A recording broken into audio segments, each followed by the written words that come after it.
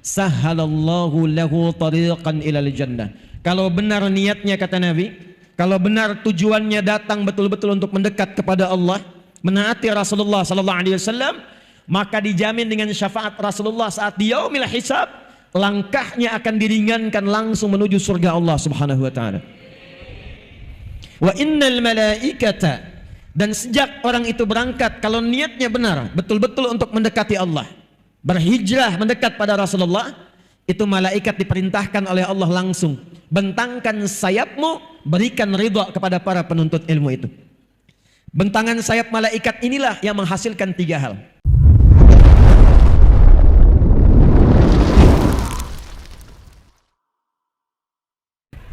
Alhamdulillahilladzi an'ama 'alaina kamalan ni'mati wal iman. Wassalatu wassalamu ala rasulillahilladzi ursila rahmatan lil alamin bil hannan. Fassalawatullahi alaihi wassalamuhu tam wa ala alihi wa sahbihi wa dhurriyyatihi wa ummatihi ila yaumil mi'ad min baini aidir rahman wa ba'd. Dan yang paling spesial, keluarga saya yang hadir saat ini, seluruh lapisan masyarakat, jamaah yang saya cintai, semoga kehadiran Bapak Ibu saat ini tanpa kecuali dimasukkan dalam golongan hadis Nabi Muhammad SAW. Belum selesai, jangan dulu amin. Hadisnya diriwayatkan oleh sahabat Abu Darda radhiyallahu taala anhu, dimasukkan oleh Imam besar Ibnu Majah dalam salah satu dalam kitab sunannya, dari Nabi sallallahu alaihi wasallam berbunyi, qala Rasulullah sallallahu alaihi wasallam, man salaka tariqan yaltamisu fihi ilma sahhalallahu lahu tariqan ilal jannah wa innal malaikata la tad'u ajnihataha ridan li talibil ilmi wa inna tullabal ilmi yastaghfiru lahu man fis samawati wa man fil ardi hatta al hittan allati fil bihar wa innal ulama'a warathatul anbiya wa innal anbiya'a lam yurithu dinaran wala dirhama fahadduhu bihadin wafir. Paham? Tidak. Man ismun mausulun yadullu ala al-fardiyatil 'ammiyah. Kata sambung konjungsi menunjuk pada setiap personnya, setiap orangnya, tapi maknanya umum. Jadi kalau ada ayat di Quran, ada hadis Nabi dibuka dengan kata man, artinya Nabi ingin mengajak bicara pada setiap kita.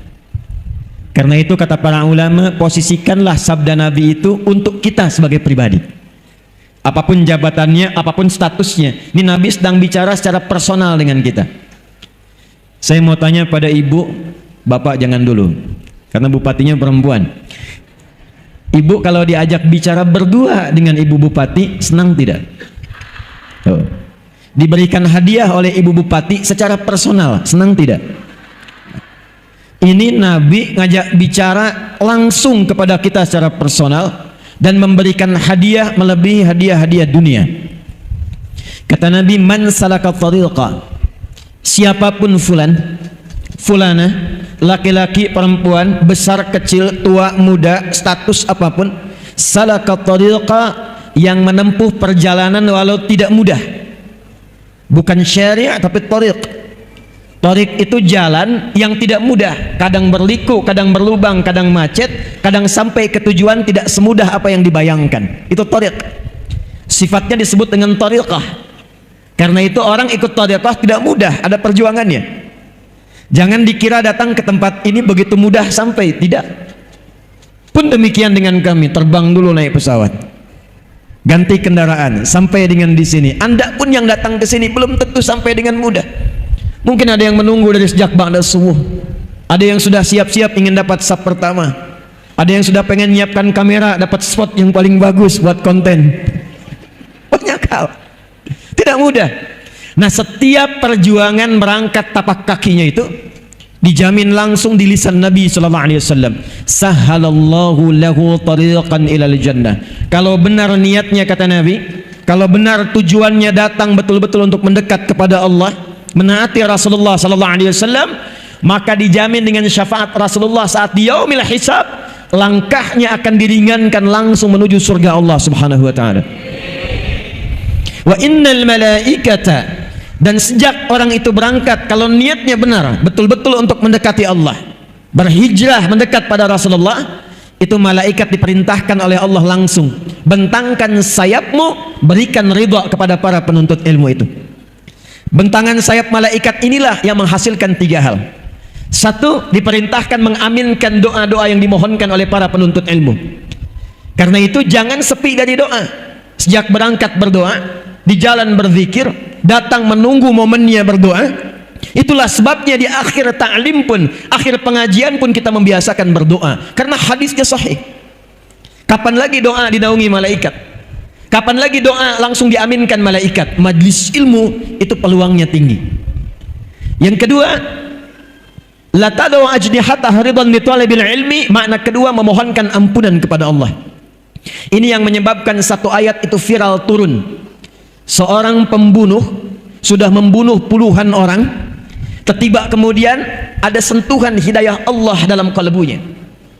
Allah itu begitu rahman dan lembut kepada hambanya, walaupun dosa itu bergumul, tapi nyawa belum sampai ke kerongkongan, masih diberikan haknya untuk mendapatkan hidayah. Kenal Firaun? Kenal di mana? Kecil-kecil udah kenal Firaun. Cuma di Bangkalis ada anak kecil kenal Firaun. Alhamdulillah. Artinya ngaji nih. Ngaji. Firaun tuh jahatnya luar biasa. Hobinya bunuh orang. Quran surah kedua ayat ke-49. Ngaku Tuhan, ana rabbukumul a'la. Orang sekarang paling keren ngaku nabi. Mudah-mudahan di Bengkalis tidak ada ya Bu ya. Jawa Barat itu ada satu kabupaten, AM dulu pemain bulu tangkis, ngaku nabi. Dibawa sama polisi kita tuh, ditanya, bagaimana bisa jadi nabi? Dia bilang, saya ke Bogor Pak, dapat wahyu. Orang ke Bogor dapat talas, dia dapat wahyu. Rekor paling tinggi di Jakarta pernah, ya, ada LE ngaku malaikat dan minta izin kepada gubernur pada masa itu untuk mendaratkan malaikat Jibril di Monas tuh. Pernah kejadian, ya, tangkap sama polisi kita tuh. Polisi kita luar biasa, jangankan teroris, malaikat tangkap tuh. Alhamdulillah, kita dukung yang demikian. Tapi Firaun ngaku Tuhan, hobi bunuh orang, ngaku Tuhan, kata-kata kasar. Itu yang menyebabkan Nabi Musa alaihi salam sebelum berangkat mohon kepada Allah supaya dilembutkan hatinya agar tidak tersinggung dengan kata-kata Firaun. Firaun itu kalau sudah berkata, dia jengkel, itu taruhannya nyawa. Anda kalau hidup zaman Firaun, Firaun tidak suka rambutnya, itu bukan disuruh cukur, tolong pisahkan kepala dari badannya. Firaun. Karena itu Nabi Musa berdoa sebelum berangkat, Rabbi shrahli wa yassirli wahlul 'uqdatam min lisani yafqahu qawli. Tapi sebelum doa itu dilakukan, turun perintah Allah di surah Thaha ayat 43 sampai 44. Perhatikan, Fir'aunnya, catat ini. Fir'aunnya itu tidak menutup haknya untuk mendapatkan hidayah dari Allah. Dengan sifat rahmannya Allah langsung berfirman, idhhaba ila fir'auna innahu tagha faqula lahu qawlan layyina la'allahu yatadhakkaru aw yakhsha. Musa dan Harun nggak tanggung, dua nabi ditugaskan hanya untuk memberikan hak hidayah pada orang yang telah menyimpang. Pergilah kepada Fir'aun, dia sudah keluar dari kewenangan jabatannya. Izin Bu, itu sebabnya nggak disebut namanya, tapi disebut dengan gelarnya. Ada rumus dalam tafsir, kalau di ayat Quran tidak disebutkan namanya secara langsung, tapi disebutkan gelar atau sifatnya, ini memberikan kesan bahwa peristiwa itu mungkin terjadi lagi di masa depan oleh orang-orang yang punya gelar-gelar serupa. Karena itulah datang hidayah untuk meluruskan supaya tidak terjadi di masa depan. Fir'aun dari kata faraoh, artinya raja yang punya kedudukan, yang memimpin. Maka pesan di ayat ini, hati-hati kalau sudah jadi pimpinan, jadi pemimpin, akan ada potensi-potensi godaan untuk keluar dari kewenangan-kewenangan. Kalau menemukan yang seperti itu, bukan dicela, bukan dihinakan, bukan direndahkan. Dahsyatnya Al-Quran mengajarkan, katakan dengan kelembutan. Faqula lahu qawlan layyina. ingatkan itu raja dengan lembut, dengan halus, la'allahu yatadzakkaru aw yakhsha. Mungkin dengan kelembutan dan kehalusan itu dia sadar ada sesuatu yang dilakukan bukan pada tempatnya. Itulah Islam. Itulah Islam. Tapi yang mau saya katakan, Fir'aunnya masih dapat hidayah. Cuma sayang, dikasih tidak diambil. Itulah manusia. Nah, si pemuda ini membunuh puluhan orang, menghunjam hidayah dalam kalbunya, lalu dia memutuskan untuk mencari ketenangan, mendekat kepada Allah. Konsultasi pada seorang kiai, tuan guru pada masa itu. Maka disampaikan oleh tuan guru itu, yang bisa membimbing Anda bukan saya, tapi syekh di tempat fulan. Maka berangkatlah orang itu, diisi di perjalanan dengan memohon ampunan kepada Allah, menyesali dosa-dosanya. Baru di pertengahan dari jaraknya lebih sejengkal, belum sampai ke tujuan, tiba-tiba malaikat maut datang lebih cepat dari apa yang dia bayangkan. Maka wafatlah di perjalanan itu, hanya modal istighfar untuk menuntut ilmu, istighfar untuk taubat, berada di pertengahan jarak lebih sejengkal. Maka apa yang kemudian disampaikan oleh Allah, diperintahkan pada malaikat, taubatnya saya terima, amalan sejengkal itulah amalan pertama yang dia lakukan setelah taubat, yang mengantarkan dia pada ridha dan jannahnya Allah subhanahu wa ta'ala. Turunlah Quran surah keempat An-Nisa ayat 100 untuk memberikan motivasi, termasuk penjabaran dari kisah ini. Wa may yuhajir fi sabilillahi yajid fil ardi muraghaman katsiran was'a wa may yakhruj min baitihi muhajiran ila Allahi war rasul. Perhatikan kalimatnya, thumma yudrikhul maut faqad waqa'a ajruhu 'ala Allah. Siapa yang berniat mengikuti spirit hijrah. Spirit hijrah bahasa Arabnya disebut hijriyah. Iya-nya untuk ikut, taknya untuk sifat. Hijrah itu peristiwanya. Saya ulangi, hijrah peristiwanya. Karakternya, sifatnya, tuntunannya itu tambah tak di ujungnya setelah ya nisbah. Kalau kita ingin ikuti spiritnya, membawa pedomannya, kita terapkan dalam kehidupan, maka rubah kalimatnya dari kata hijrah menjadi hijriyah. Kenapa kalender Islam disebutnya dengan hijriyah? Untuk memberikan kesan kepada kita bahwa setiap hari, setiap pekan, setiap bulan, dan dievaluasi setiap perganti tahun, usahakan orang-orang Islam itu selalu mengambil, belajar dan mempraktekkan spirit-spirit hijrah yang pernah diajarkan oleh Rasulullah SAW. Itu rahasianya kenapa disebut hijriyah. Jadi kalau mau lebih tepat kalimatnya 1445 hijriyah. Itu lebih tepatnya. Saya kembalikan terlebih dahulu, siapa yang mau belajar dari spirit hijrah ini dan dia mau menaati Allah dan Rasulnya, maka kata Allah, kalau masih ajal ada untuk berkehidupan, masih belum tiba wafatnya, akan dirubah keadaannya menjadi lebih baik, lebih makmur, dan lebih sejahtera dalam kehidupannya. Nanti saya berikan rahasia kenapa Nabi Muhammad diperintahkan hijrahnya dari Mekah ke Yathrib, bukan ke tempat lain. Dan itu pembuktian dari spirit hijrah.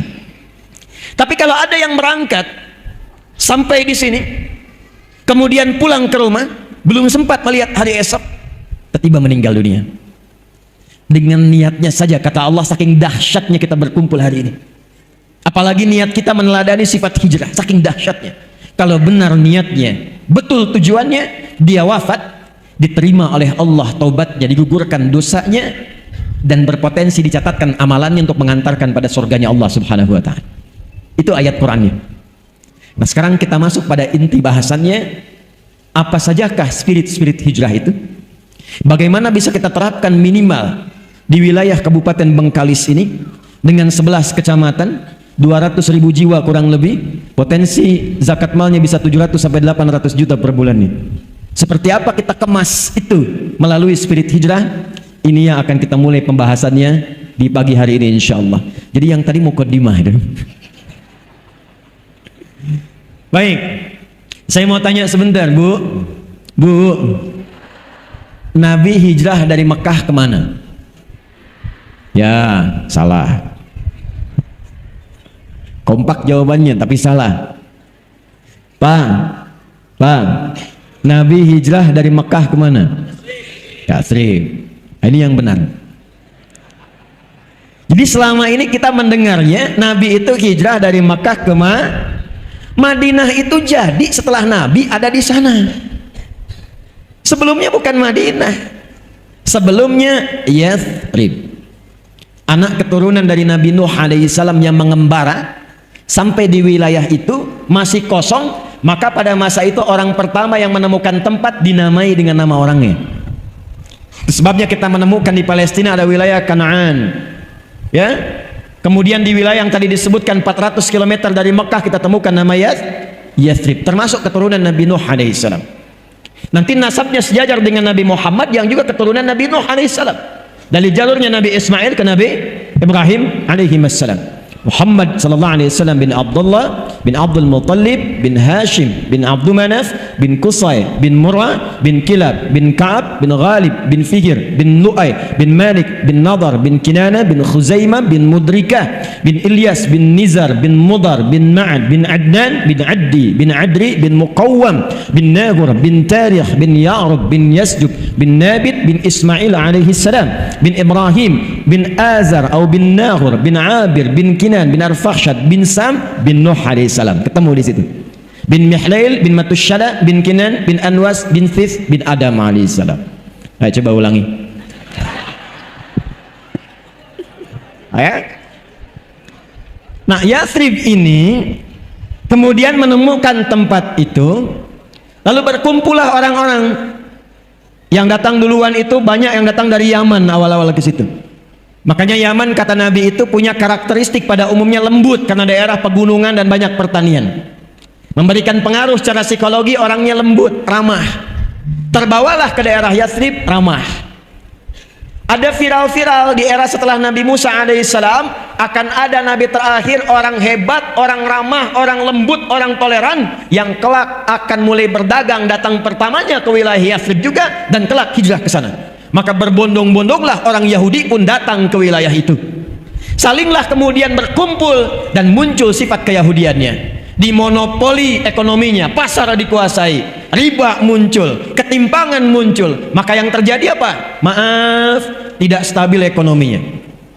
Dua, konflik muncul, fitnah muncul, pertikaian muncul. Suku besar Aus dan Khazraj diadu domba, 600 tahun tidak selesai konfliknya.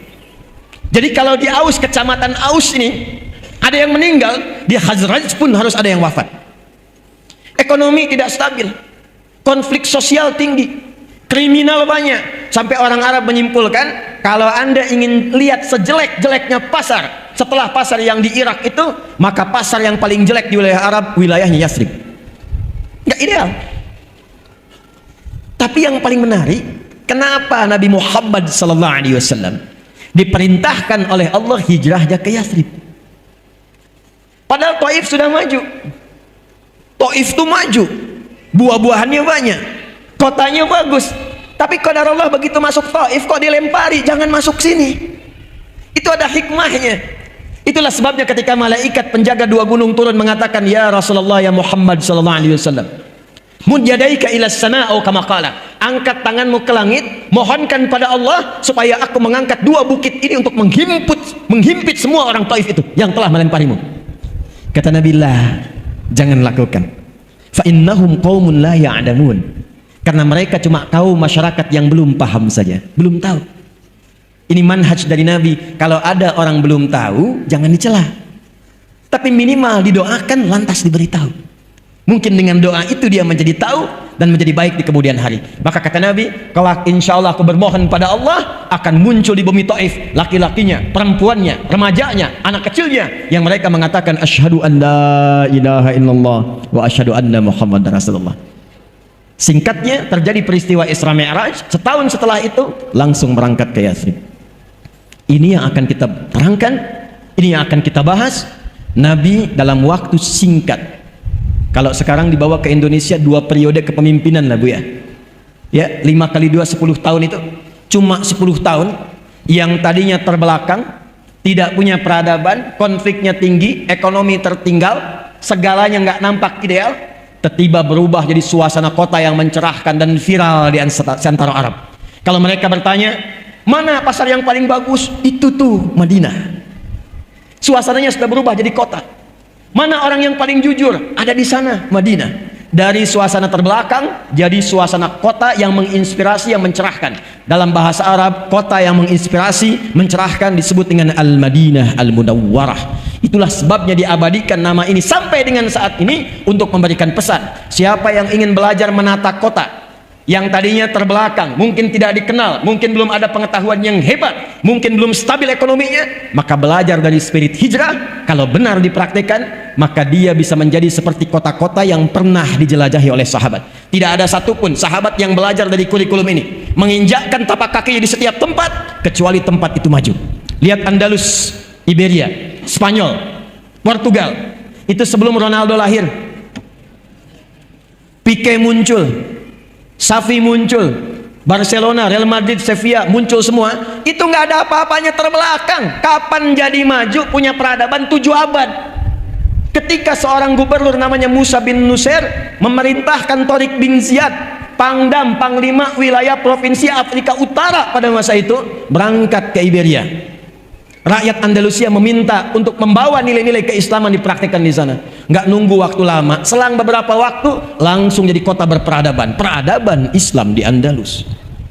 Eropa yang sekarang maju dapat dari mana pedomannya? Dapat dari mana tuntunannya? Yang Anda lihat sekarang Amerika, Eropa, ada Inggris kemudian, ada Belanda kemudian, ada Jerman kemudian, sampai bahkan ke Pasifik, ke Jepang. Dari mana semua tuntunan itu? Kalau jujur mau belajar sejarah, semua turunannya akan mengerucut kepada masa-masa keemasan di Spanyol yang terhubung nasabnya kepada nilai-nilai keislaman dalam hijrah. Cepat. Ada 3. Ada berapa?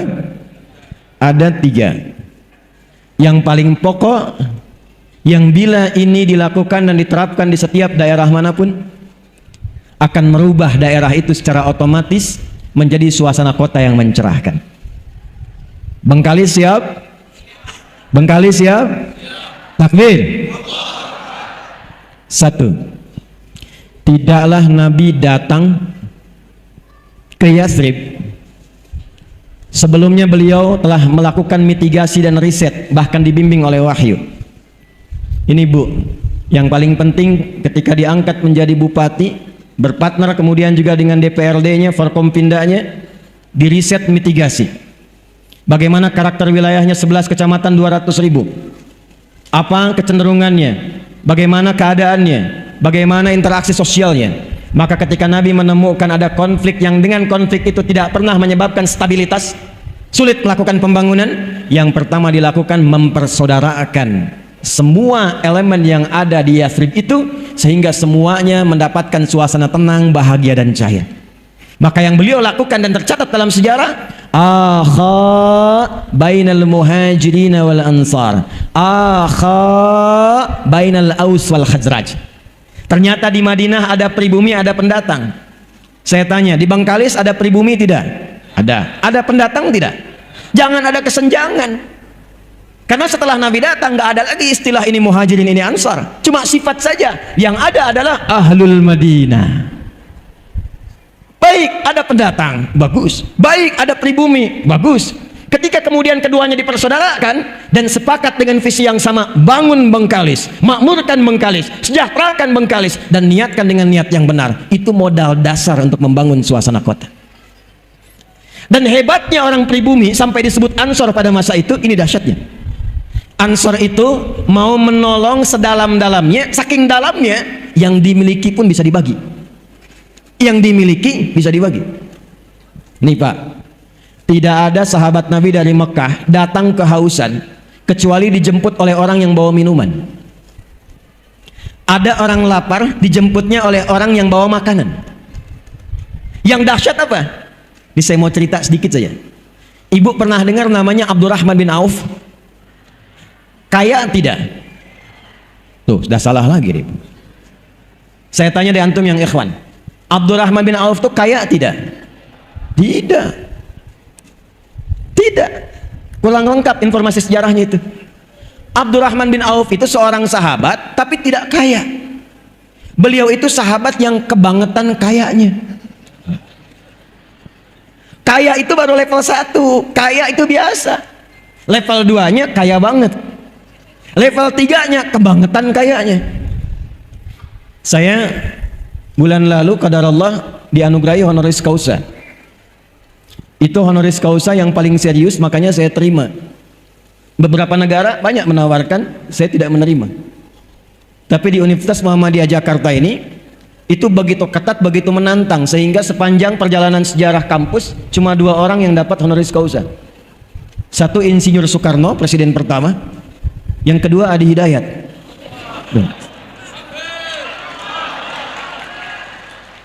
Dan itu 2 tahun. 2 tahun. Mesti dilihat kualifikasinya, mesti bikin karya ilmiah. Karya ilmiahnya diuji oleh semua profesor yang ada di situ. Di antara riset yang saya lakukan adalah bagaimana mentransformasikan pendidikan, menjadikan pendidikan itu bisa membangun peradaban dan kemanusiaan. Salah satu inti risetnya meriset tentang perubahan orang Islam sebelum hijrah dengan setelah hijrah. Saking kaya bangetnya Abdurrahman bin Auf, kebangetan kayanya, saya konversi nilai kekayaannya. Kalau dulu dikonversi ke sekarang, itu jumlahnya sekitar 72.000 triliun. Elon Musk itu baru turun hartanya dari 3.000 jadi 2.800. Jeff Bezos cuma 1.800. Orang paling kaya sekarang 3.000 triliun. Abdurrahman bin Auf 72.000 triliun. Kebangetan gak tuh? Utsman bin Affan itu hampir 50.000 triliun. Bahkan di antara asetnya masih ada sekarang setelah 15 abad. Anda kalau nanti umrah atau haji ke Madinah, saya doakan yang belum berangkat insya Allah berangkat ya. Ya, tidak cukup dengan amin, nabung ya. Nabung. Nanti ke Madinah itu ada hotel. Hotelnya namanya Wakaf Utsman bin Affan. Punya hotel setelah 15 abad, orangnya nggak ada. Investasinya cuma beli sumur plus beberapa kebun. Diwakafkan karena dulu dimonopoli Yahudi. Sekarang oleh pemerintah Saudi dialihfungsikan jadi hotel. Hasilnya disimpan di tabungan atas nama Utsman bin Affan, disedekahkan untuk umat Islam seluruh dunia. Orangnya nggak ada, punya tabungan di Bank Saudi. Ini orangnya ada, belum tentu punya tabungan. Gimana bisa begitu? Kebangetan nggak tuh? Kebangetan. Jadi kalau ada orang kaya, baru kaya. Ya. OKB orang kaya, baru. OBK orang baru kayanya. Kaget jadinya. Ya, itu belum ada apa-apanya. Jalan-jalan pakai emas 2 kilo misalnya kan. Itu belum apa-apa bu. Dicek imitasi. Pakai mobil kayak yang bagus, Lamborghini, dicek minjem. Ya cuman endorse. Itu belum masuk levelnya. Yang dulu kayak beneran. Tapi kapan itu terjadi? Ternyata setelah hijrah. Setelah hijrah. Nah yang ingin saya ceritakan, itu beliau itu saat memilih hijrah nggak mudah. Orang Quraisy mengatakan, lihat kalimatnya, kalau engkau ingin berangkat hijrah ke tempat yang Muhammad tuju, silahkan berangkat. Kami nggak akan ganggu, nggak akan persekusi, bahasa sekarang ya, nggak akan eksekusi. Cuma harta yang ada di kamu sekarang kami rampas. Silahkan berangkat dengan pakaian yang melekat di badan saja. Orang Quraisy ingin menunjukkan pada masyarakat kalau hijrah itu jatuh fakir, hijrah itu terhina. Hijrah itu tidak akan pernah sukses. 400 km kurang lebih harus ditempuh dari Mekah ke Yathrib. Jalan kaki, jangan harap ada kendaraan seperti sekarang. Belum tentu selamat. Saya tanya bapak dah. Bapak kalau disampaikan, pilih mana? Hijrah berangkat dari sini, misal harus jalan ke Bekasi, atau tinggal di sini di Kecamatan Mandau dengan segala fasilitas yang luar biasa, mobil mewah, rumah megah, harta banyak, atau tinggalkan semua itu untuk mendapatkan hidayah Allah, pakai pakaian melekat di badan saja ke Bekasi. Pilih tinggal atau berangkat? Jawabnya pelan banget, tinggal. Emang nggak mudah. Nanti kita lihat kuncinya apa. Ternyata Abdurrahman bin Auf memutuskan, saya berangkat. Nanti kita akan belajar pada kunci yang ketiga. Kalau ini ada dalam jiwa kita, dunia kecil. Lewat semua. Kuncinya 3. Nanti yang ketiga itu yang akan kita ambil. Tapi yang dahsyat, istri ditanya bu. Karena memang kalau masalah hijrah, suami istri itu kadang-kadang juga belum tentu sama semua. Istrinya ditawari, tenang bu, maaf ya, saya ke perempuan dulu, ke akhwat. Kata orang Quraisy, kalau kamu ikut suami, pakai pakaian yang melekat di badan saja silahkan berangkat, belum tentu selamat. Tapi kalau kamu memilih tinggal di Mekah, kami berikan semua harta suamimu, kami jamin keamananmu, dan kami berikan kesempatan pilih laki-laki manapun terbaik di Mekah ini untuk dinikahi, kami fasilitasi pernikahan ini. Tenang ya Pak, tenang. Bu, anggap suami Bapak nggak ikut saat ini. Kalau ibu ditawari seperti itu, silahkan berangkat dengan pakaian yang melekat ikut suami, atau tinggal di Bangkalis ini, semua harta suami diberikan, difasilitasi, boleh nikah manapun pria yang diinginkan difasilitasi oleh pemerintahan setempat. Ibu kalau ditanya demikian, saya tanya, ikut suami atau tinggal? Jujur. Masa? Aduh. Kemarin uang bulanan telat aja langsung bikin status. Engkau tidak seperti yang aku kira. Nggak nyangka ya, padahal nyangka tuh. Ternyata istrinya memilih untuk tinggal. Ya ini belum selesai kisahnya. Nih Ansor Bu, Pak Ansor. Nanti saya turunkan ke program ini maksudnya. Begitu berangkat, sampailah kisah ini viral. Sampai ke Yathrib, dijemputnya oleh orang paling kaya yang ada di Yathrib, yang kebun kurmanya paling banyak, asetnya paling banyak. Dijemput kemudian ditawari, karena beliau menyimpulkan, belum tahu nih, punya sesuatu dalam hatinya, belum tahu. Beliau menyimpulkan kalau orang pernah kaya tiba-tiba jatuh fakir, maka akan kesulitan mengelola gaya dan karakternya, karena umumnya apa yang dimiliki seperti itu gayanya. Kalau cuma sepeda, naiknya naik angkot, turunnya kan menunduk tawaduk, setelah itu sedekah. Udah punya mobil bagus, pakai jas, gayanya kan beda, buka pintu aja udah nggak bisa, udah lain. Nah itu rumusnya dalam fisika bab gaya, F1 sama dengan F2, apa yang masuk itu yang keluar. Tapi kan belum selesai, ada namanya hukum Pascal, hukum tekanan. F berbanding lurus dengan P, gaya berbanding lurus dengan tekanan. Semakin banyak gaya, semakin tertekan hidupnya. Itu yang menyebabkan orang banyak gaya itu banyak tekanannya, padahal kredit mobilnya. Ya, itu yang menyebabkan goncangan di kehidupan public figure. Ya, kalau nggak ada bimbingan yang tadi, disimpulkan jangan-jangan sahabat saya begini. Sahabat, tawarannya sederhana. Akhil karim, saudaraku yang mulia, kama qala, sami'tu annaka kunta ghaniyya. Saya dengar Anda pernah kaya. Kalau pengen kaya lagi, khudh nisfa mali, ambil setengah kekayaan saya. Bukan main-main.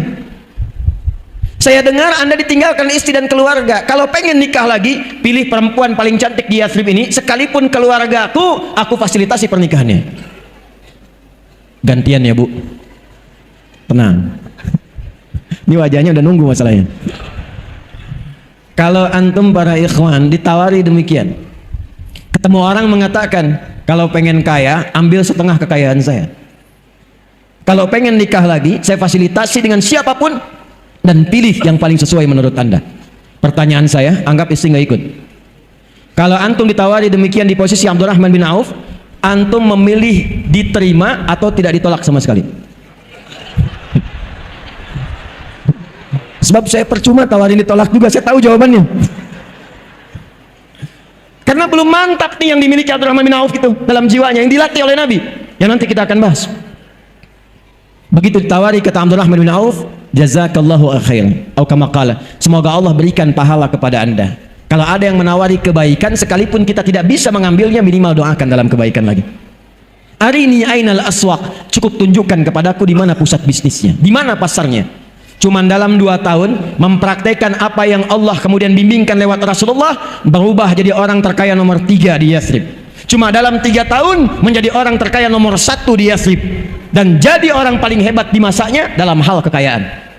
Apa yang dicontohkan oleh Nabi, mempersaudarakannya itu Bu, Pak. Maka bagaimana cara prakteknya? Saya pernah menyampaikan rumusan ini di beberapa kota, kabupaten dan provinsi di Indonesia, dan hasilnya cukup signifikan.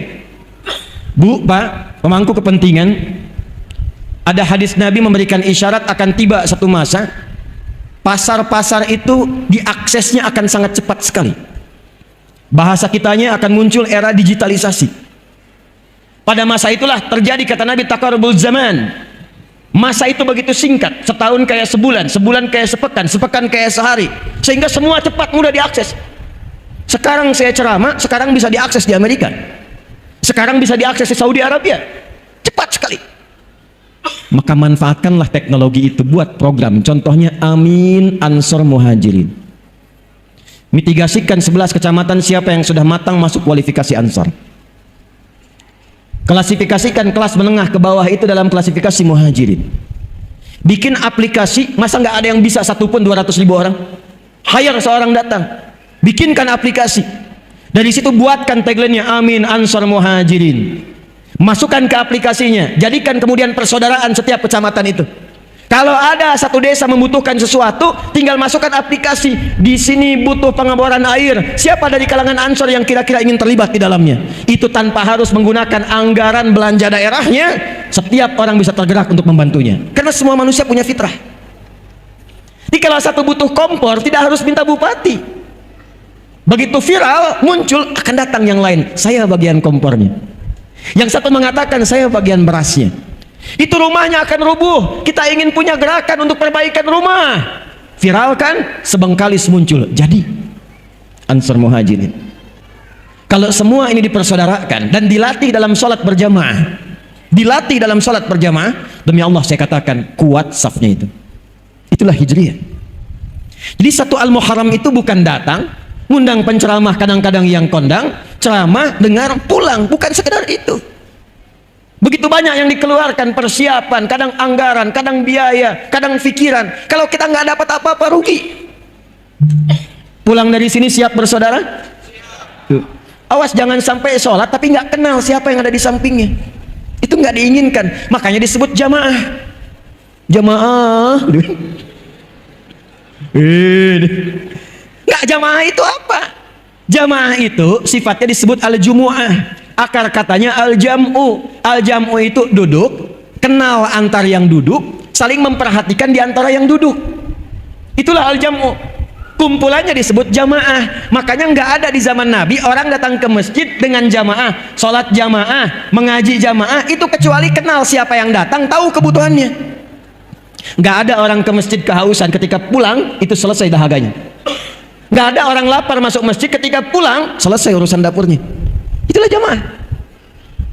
Saya membayangkan kalau ada dalam satu masjid setiap pekan bahkan Jumatan, setiap hari bahkan kemudian merangkat, di situ ada dokter, di situ ada jamaah yang lain. Ketika ada satu pasien merasakan sakit atau di antara keluarganya nggak sanggup ke rumah sakit, bertemu dengan dokter, konsultasi, diberikan resep saat itu juga. Selesai. Ada orang nggak punya pekerjaan, datang kemudian orang yang Allah berikan amanah kepadanya kelebihan dari usahanya, konsultasi, diberikan jalan untuk mendapatkan lapangan pekerjaan. Itulah jemaah. Itulah sebabnya setelah dipersaudarakan, Nabi menerapkan hukum kedua. Bangun tempat persatuan yang bernama masjid. Apa namanya? Maka disinilah perannya datang. DMI, MUI, Basnas. Datang semuanya buat mitigasi, jangan sekedar jadikan masjid hanya untuk tempat sholat saja. Zaman Nabi masjid tempat solusi, tempat bersatu, tempat ta'aruf, kenal, jadi tahu siapa yang hadir di sampingnya. Jangan sampai jamaah tapi nggak kenal siapa yang di sampingnya, nggak tahu siapa yang datang, nggak kenal tetangganya. Itu bukan jamaah namanya. Itulah Islam. Itulah Islam. Dan dahsyatnya setelah itu muncul yang ketiga. Ini akan saya percepat. Nabi perhatikan bagaimana caranya supaya masyarakat tidak gelisah urusan dapur. Alladzi at'amahum min ju'. Rakyat itu semangat membangun, kompak dengan pemerintahannya. Kalau urusan dapurnya terpenuhi, gimana caranya ekonominya stabil? Maka Nabi stabilkan urusan ekonomi dan pasarnya. Disepakati bikin piagam Madinah. Harga sekian, diviralkan. Hei, kalau yang butuh gandum, tutu yang itu saja. Kalau yang butuh pakaian, itu orangnya yang gitu. Kalau mau kurma, ini pasar kurma seperti ini. Harganya kemudian stabil. Jadi pasarnya hidup. Nggak ada orang Madinah belanjanya ke Mekah. Nggak ada orang Madinah belanjanya urusan pokok yang di dalam harus ke Syam. Yang nggak ada di Madinah baru keluar dari situ. Tapi UMKM-nya diberdayakan di lingkungan Yathrib yang kelak menjadi Madinah itu. Maka yang ketiga, ibu cek bu, berapa banyak UMKM di kecamatan, semua kecamatan wilayah Bengkalis itu. Siapa saja kemudian yang punya profesi-profesi A, yang jualan beras berapa, yang bertani berapa orang, yang berternak berapa orang, Yang di sayuran, mana lokasinya? Maka fasilitasi sekarang eranya era digital. Aplikasi yang tadi, masukkanlah kemudian usaha UMKM di dalamnya. Jadi masyarakat tahu kalau pesan beras, oh ini di Kecamatan Mando ada berasnya. Belanjanya di situ. Siapa yang ngantarkan? Bikin program namanya Ojek Soleh. Yang pakai Gojek berikan aplikasi lokal. Itu yang ngantarkan. Biaya dari mana? ASN tiap bulan belanjanya lewat situ. Konfirmasikan lewat Baznas. Masukkan ke dalam masjid, kotak infaknya pakai, modalnya nol, nggak pakai APBD. Saya bukan sekedar teori, kami sudah praktekkan di Bekasi. Kita bikin program Ojek Soleh, di mana absensinya di masjid pakai fingerprint. Ojek Soleh pakai fingerprint, klik bunyi. Kalau bukan bagian dari Ojek Soleh, klik. Saya ustadz, saya kiai, saya cek, klik. Silahkan coba lagi. Tukang ojek, klik, masuk. Kapan absensinya dimulai? Subuh. Jamaah. Konsisten sebulan, aman urusan sembako. Nggak perlu pikirin di rumah. Sudah dikalkulasikan dari ZIS-nya, zakat, infak, sedekah. Berapa banyak orangnya? Ini bagiannya. Hasil yang didapatkan 70% ambil, 30% tabung. Dibantu progresnya. Dikumpulkan, support yang lain lagi. Kalau yang lain sudah bagus, jadikan beasiswa, berikan tabungan umrah. Tukang ojek yang tadinya ngojek, kebutuhannya terpenuhi, bisa umrah, bisa beasiswa anaknya. Itu spirit hijrah. Dan itulah perubahan yang kita siapkan saat Muharram ini. Kalau bisa kita siapkan demikian, akur tempatnya, demi Allah saya katakan, apa yang terjadi di tempat lain, kegelisahan-kegelisahan, maaf, coba cek berita tiap hari sekarang. Tiap hari kumpulkan, bandingkan setiap portal berita, demi Allah saya yakin 85% isinya kriminal semua. Tanya sama teman-teman polisi kita tuh, tentara kita. Saya kalau buka berita, yang terlihat pertama kali korupsi, pencurian, penjamretan, pembegalan, zina, perkosaan, puncaknya pembunuhan. Ini nggak pernah terjadi. Yang dahsyat itu, yang tadinya jahiliyah, semua khatam perbuatan tadi, khatam, zina semua jenisnya khatam. Mabuk paling amatir 5 kali dalam sehari, paling amatir. Pembunuhan hampir tiap hari. Tapi setelah peristiwa hijrah, semua aman, damai, tentram, tingkat kriminalitas nyaris 0, sekian persen saja. Selesai. Maka berubahlah kemudian kota Bengkalis ini menjadi Al-Madinah Al-Munawwarah. Paham? Baik. Bagian penutup di prakteknya. Saya mau tanya, apakah semua yang di Bengkalis ini muslim saja? Tidak. Ada non-muslimnya? Apa semua yang tinggal di Madinah itu hanya semuanya muslim? Tidak. Ada Yahudinya? Ada. Ada non-muslimnya? Kok bisa kompak? Kok bisa rukun? Kok bisa maju?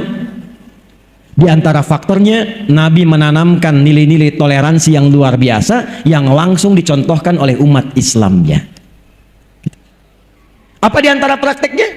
Yuk kita lihat contohnya. Saya berikan 2 saja. Ibu ada yang suka masak, Bu? Ada yang suka masak? Alhamdulillah. Lihat, masih ingat hadis Nabi ini? Jika Anda masak makanan, baunya sampai ke tetangga, maka bagilah makanan itu walaupun ibu hafal hanya kuahnya. Jadi ibulah yang masak opor, ibu makan ayamnya, ibu bagi kuahnya ke tetangga, gitu kan? Saat ibu bagi, tetangga, kenapa cuma kuahnya, Bu? Hadis Nabi. Gitu ya. Itu maksudnya, kalaupun ada bumbu-bumbu yang kadang orang salah paham karena mencium bau tak sesuai masakannya. Sekarang ada bumbu rendang yang dimasak tempe, bumbu opor yang dimasak singkong. Supaya tak salah paham, kirimkan keadaannya supaya dia mengerti apa yang dimasak itu. Tapi saat dikirimkan itu, apakah Nabi mengatakan kalau tetangga Anda orang Islam saja? Tidak. Betapa banyak non-muslim dikirimkan. Allahu Akbar. Dan yang paling indah itu ketika diberikan, bertanya, Anda baik sekali. Perhatikan jawabannya. Bukan, Allah yang memerintahkan saya untuk berbagi. Kenal Allah. Anda masak, tetangganya mungkin bukan yang muslim saja, ada yang Kristen, mungkin Hindu, mungkin Buddha. Masak, datangi.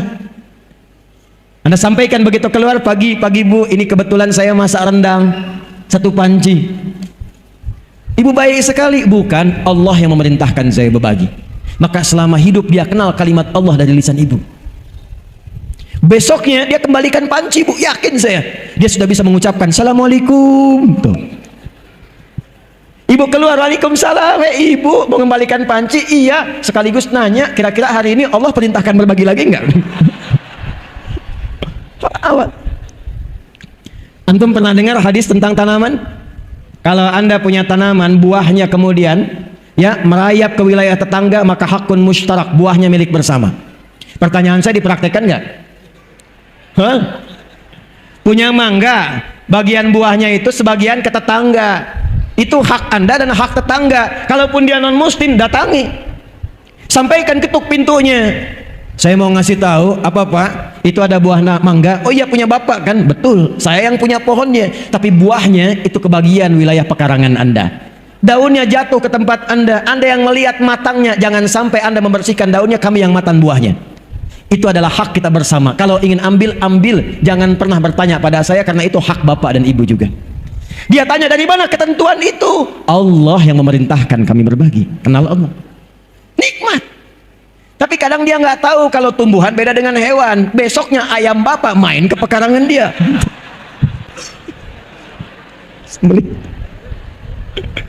Dia datang siang-siang ketemu Bapak. Masya Allah Pak, Tuhan Bapak itu luar biasa katanya. Kemarin kami dikirim mangga, sekarang dikirim ayam. Itulah keimanan. Baik, saya kira tidak banyak yang ingin saya sampaikan. Yang penting poin-poin hijrahnya yang kita siapkan. Jadi sekarang saya ingin membawa resolusi kesepakatan bersama demi Bengkalis yang kita cintai ini. 1. Siap bersaudara? Saya tidak ingin mendengar lagi ada orang bertikai di Bengkalis ini. Ada orang yang mengambil hak orang lain. Ada pembegalan di Bengkalis ini. Kalau kita sudah kompak menyiapkan persaudaraan, tunjukkan, berikan inspirasi lewat kegiatan di pagi hari ini ke seluruh wilayah Indonesia, bahwa Bengkalis akan memancarkan cahaya-cahaya kemuliaan sehingga menjadi suasana kota yang menginspirasi dan mendapatkan satu predikat baldatun thayyibatun wa rabbun ghafur. 2. Pemerintah dan masyarakat kompak. Hadis Muslim nomor hadis 1855. Perawinya namanya Auf bin Malik al-Ashja'i. Diriwayatkan oleh Imam Muslim, dicantumkan dalam salah satu kitab sahihnya. Kalau ingin kompak, maka kata Nabi rumusnya sederhana, hadisnya sahih. Khiyaru a'immatikum man tuhibbunahum wa yuhibbunakum wa tusalluna alaihim wa yusalluna alaikum. Kalau Anda ingin menemukan pemimpin-pemimpin yang baik, bupatinya baik, wakilnya baik, DPRD-nya baik, ya, kemudian apalagi Kapolresnya kemudian baik, polseknya baik, kemudian di TNI-nya, Kodimnya, kemudian dan ramilnya baik sampai ke bawahnya, kuncinya 1. Kata Nabi, berusahalah untuk saling mendoakan sehingga tertanam rasa cinta di dalamnya. Doakan beliau-beliau ini, karena hisabnya tidak mudah, tidak ringan, Bu. Ada orang kepeleset di salah satu kecamatan, yang dihisab Pak Camat, laporannya Bu Bupati. Tidak mudah, didoakan. Dan ketika doa disampaikan oleh jamaah, sampaikan jamaah, hidayah Allah diturunkan. Datang ulama-ulama yang baik dari MUI-nya, DMI-nya, Basnasnya, duduk sama-sama bagaimana caranya memberikan kemaslahatan pada masyarakat. Ibu pun mendoakan, bapak mendoakan. Kalau sudah saling mencintai, maka dilanjutkan.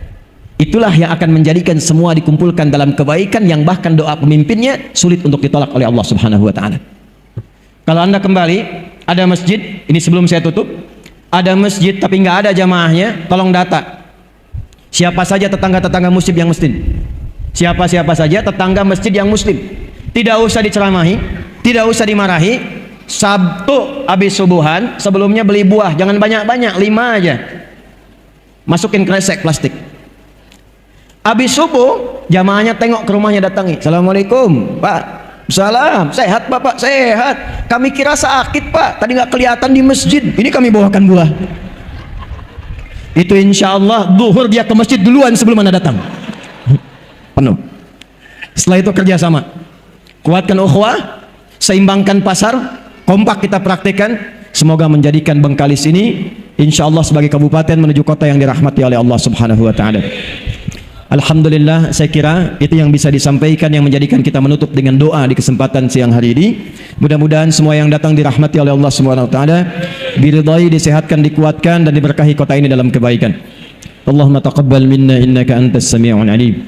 وتب علينا إنك أنت التواب الرحيم نحمدك حمدا كما علمتنا أن نحمدك ونشكرك شكرا كما علمتنا أن نشكرك أنت المقدم وأنت المؤخر بيدك الخير إنك على كل شيء قدير ربنا نصلي ونسلم على حبيبك الكريم رسولك المصطفى الأمين سيدنا محمد وعلى آله وصحبه أجمعين ربنا لا تدع لنا في مقامنا هذا ذنبا إلا غفرته Ya Allah, kalau ada pendosa hadir di sekitaran masjid ini, di dalam majlis ini, jangan biarkan ia pulang sebelum Kau ampuni seluruh dosa-dosanya. Wala hamman illa farajtah, jika ada di antara kami yang tengah hadir dengan kegelisahan, jangan biarkan ia pulang kecuali Engkau telah tenangkan keadaan hatinya. Allahumma wala asiran illa yassartah, ya Allah, Engkau Maha mengetahui, boleh jadi ada satu di antara kami yang datang membawa kesulitan di pekerjaannya, di rumah tangganya, mohon jangan biarkan ia pulang kecuali Engkau telah angkat dan hilangkan seluruh kesulitannya. Wala maridan illa syafaitah, jika ada di antara kami yang Kau uji dengan penyakit seberat apapun, maka mohon angkat dan sembuhkan penyakitnya. Allahumma barik ya Allah hadhil muhafazah baldatan tayyibatan wa tardaha, hadhil baladiyah ya arhamar rahimin kama tuhibbuha wa tardah. Ya Allah, mohon berkahi kota Bengkalis ini, kabupaten ini ya Allah, dengan seluruh penduduknya, para pemimpinnya, berikan keberkahan yang sempurna yang mendekatkan masyarakat ini kepadamu dengan kedekatan terbaik ya arhamar rahimin. Allahumma ya rabbal alamin ati anfusana taqwaha wa zakkiha anta khairu man zakkaha anta waliyuha wa maulaha alif baina qulubina wa jannibna minat tafruqah. Ya Allah, lembutkan hati kami untuk bersatu dalam kebaikan, jauhkan kami dari perpecahan. Mohon jaga negara kami Indonesia ya Allah dalam keadaan bersatu, baik, tercerahkan, makmur seperti yang Kau ridai. Jauhkan kami dari perpecahan ya Allah yang menuju pada keterpurukan. Ihfadz ya Allah ulama'ana waj'alhum mukhlishina lakaddin. Ya Allah, mohon jaga dan berikan hidayah pada para ulama kami, tuan guru kami adalah ikhlas dalam berdakwah, mencerahkan, menyatukan umat, mengajarkan kebaikan-kebaikan yang mendekatkan kepadamu dan Rasulmu sallallahu alaihi wasallam. Rabbana atina fid dunya hasanah wa fil akhirati hasanah wa qina adzaban nar. Wa sallallahu ala sayyidina Muhammad wa ala alihi wa sahbihi ajma'in. Wa akhiru da'wana subhanakallahumma wa bihamdika nashhadu an la ilaha illa anta nastaghfiruka wa natubu ilaik walhamdulillahi rabbil alamin.